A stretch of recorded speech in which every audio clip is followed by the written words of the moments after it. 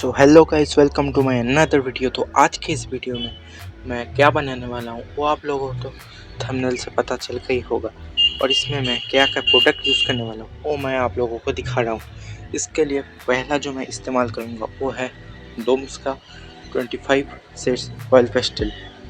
इनमें से मैं कुछ ही कलर को यूज़ करूँगा, मैं आप लोगों को दिखा रहा हूँ। यही कुछ 6 कलर है जिसको मैं मैक्सिमा इस ड्राइंग में यूज़ करूँगा।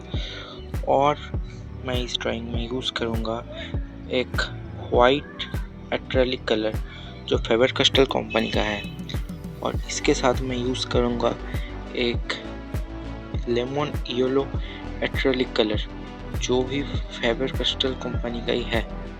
और इसको मैं जो सन है वो ड्राइंग करने के लिए यूज़ करूँगा।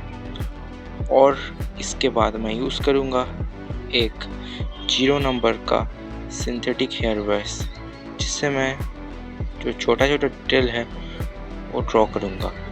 और नेक्स्ट एंड मोस्ट इम्पोर्टेंट चीज़ हम यूज़ करेंगे एक टिश्यू पेपर जो ऑयल पेस्टल कलर को ब्लेंड करने के लिए। तो यही सारा कुछ आर्ट मटेरियल है जो मैं इस ड्राइंग में यूज़ करने वाला हूँ। और मैं कब क्या कलर यूज़ करूँगा वो आप लोगों को स्क्रीन में दिख जाएगा। Enjoy the video.